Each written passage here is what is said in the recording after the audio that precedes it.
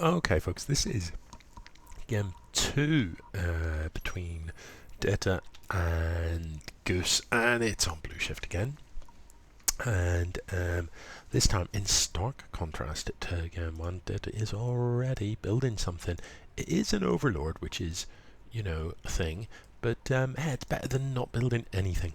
So we'll take that. Hopefully he will start to build some workers momentarily. I'll keep an eye on that production tab.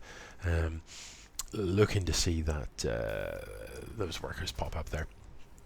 So, Goose. Goose, good old Goose. What are we going to see, Goose? What are you going to do? Given that in the last game your opponent built nothing but lings, if I'm you, I'm thinking, what as a Terran do I want to build against lings? And the answer is Hellions. To build Hellions, you're going to need a little bit of gas. You're going to need to build a barracks first, because that's always the first production structure. But then you're going to need a factory. The factory itself costs 100 gas, I think 150 minerals, 100 gas. So if you want Hellions, probably best to, certainly when your barracks is under construction, to drop at least one gas, and potentially a second as well, maybe when your barracks finishes up. So that you can get that factory going and start building Hellions. Hellions are relatively cheap once you've got the factory. They don't cost that much, they're about 100 minerals. And they're quite fast moving units, and they shoot a fiery sort of thing in a straight line, which does splash damage in a straight line. It is great for incinerating Zerglings. It is superb. So as from the Terran point of view, that's what you want to be doing. Over in Zergland, what do you want to be doing as a Zerg when you know you're up against a Terran who, based on the last game, had a marine heavy composition? Zerglings are okay as an all-round unit, but once Marines get to a critical mass, Zerglings are not that good against them because they surround the Marines and nibble the outside ones. But only your front lines of Zerglings can be effective because they're melee units, whereas all the Marines will be shooting them. So, what do you do about that? The go-to as an anti-marine for Zerg is the Benling. So once you've got your spawning pool, you need again a little bit of gas, and you go into build, and there's your Benling nest. Plant one of those down. Benlings are... Oh, is this Overlord going to die here? Always really annoying as a Zerg player if you lose that first Overlord. I don't think it's going to bother Data too much, because he does have quite a lot of spare supply. And I'm not sure... Yeah, I think that is going to go down. It's hard to tell if the Marine is going to catch it in time. I think he is. No, 6 health. 6 health? Was close. Anyway, yeah.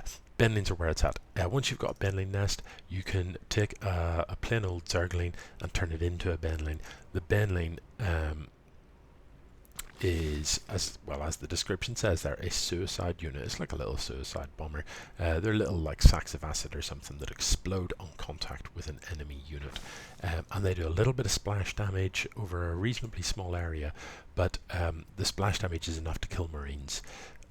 So if you roll a single Benling into a large group of Marines that are bunched together, huge numbers of Marines can die to very small numbers of Benlings. They are superb.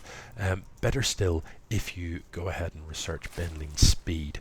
To get Benling speed, you do need your hatchery upgraded into a lair. But once you've got that, the Benling research is relatively cheap. And once you've got Benling speed, your Benlings, instead of crawling along pretty slowly, roll along at close to the sort of speed of your Zerglings. So really effective against those Marines. Now, 14 Zerglings in production.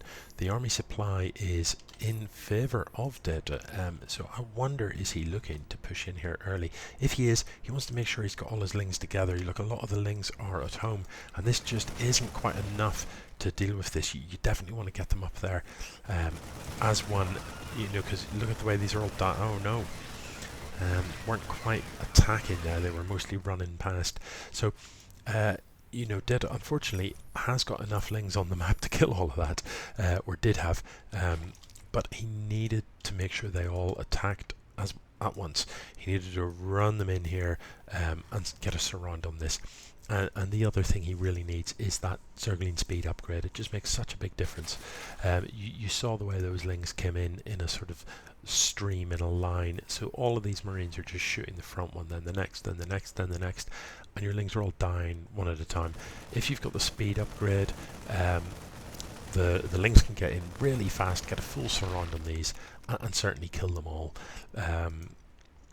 So yeah, you had enough army to actually be effective there, but you'd unfortunately left a lot of it at home.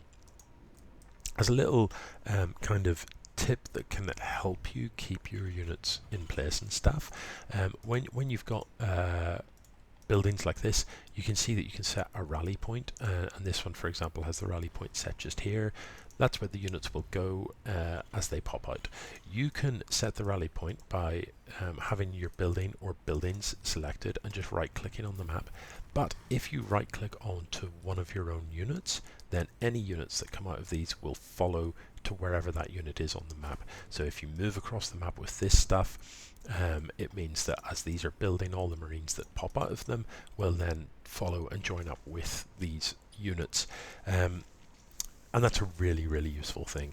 Obviously, if the unit you've right-clicked onto dies, that disables that rally point. So a useful thing that you can do is do a shift click for the rally point, just in the same way that if you choose a unit and hold shift and right-click on in various places on the map, it goes to one, then the next, then the next. Shift just queues up commands. You can do the same thing with a rally point. So you could set a rally point to this Marine, and then this one, and then this one. So if this Marine dies, the rally point is still set to the next one. Yeah, so you can do things like that. Alternatively, you can set your rally point to, if you're about to attack into here, you can set the rally point to here and then shift click one of your Marines, so that if the Marine dies, it then defaults back to the previous rally point, which is here, instead of just gathering Marines at home in your base. As a rule, if you are going to do something like that, probably best don't choose a squishy Marine. Choose something like a siege tank that's likely to last a little bit longer, or a Marauder if you have any of those, because that's less likely to very quickly die and reset your rally point. You can do the same thing as Zerg, of course. You can just, with your hatcheries selected, just right-click a unit, and you can see what's up. I think there's about to be action, so I'm going to zoom right the way out, and we'll see what happens here. It's not going to be pretty, though. That bunker is doling out a lot of damage. This is better.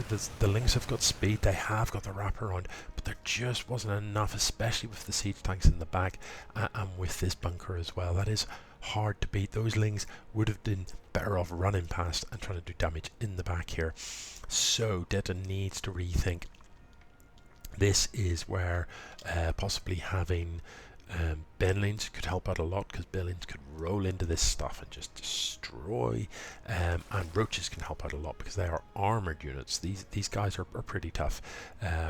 They've got armor automatically, and 145 health compared to the miserable 35 and no armor that a Zergling has.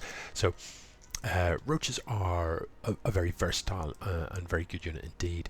One of the they got buffed in, I don't know, when Legacy of the Void came out, I think, so that you can actually turn a Roach into a Ravager. And Ravagers can fire a corrosive bile up into the air that comes down and does splash. So a Roach heavy composition can be really versatile, because you can turn some of them into Ravagers. You can use that corrosive bile ability to kind of disrupt the formation of your opponent's army, because their only choice is to move out of the way of it, or their Marines will just die. So it means they're moving about, not shooting you. It also means you can actually hit air units as well, so you can hit the corrosive bars onto things like Void Rays, things like Medivacs, whatever, Liberators, etc. And that's great. And additionally, the corrosive bile is very, very good against things that can't run, so bunkers, tanks that are in siege mode, etc. Now, at present, this is a tough position to break. There's a bunker, there's siege tanks in the back, there's a reasonable number of Marines, now with the Medivac as well, healing them. That is a lot of firepower, and then even if you get through that, this planetary fortress in the back has got a huge amount of armor, a huge amount of health, and this cannon just doles out. Look at that, 40 damage per shot. Like that pumps out a horrendous amount of damage, which is just a nasty thing. So I wouldn't like to try and break this. There is a reasonable force here for the Zerg. If I look at the army supply, it isn't dissimilar, but this again is a higher, more technical army. It's got +1 as well, so this Terran army I think is just going to win the game here in reasonably short order. And this all looks very familiar, doesn't it? The Roach Warren in the same place as before. The Zerg army on a move command, not actually shooting, so it just gets shredded pretty badly by this. And although, you know, this fight looks one-sided, the actual gameplay that we saw was not as one-sided as this fight made it look.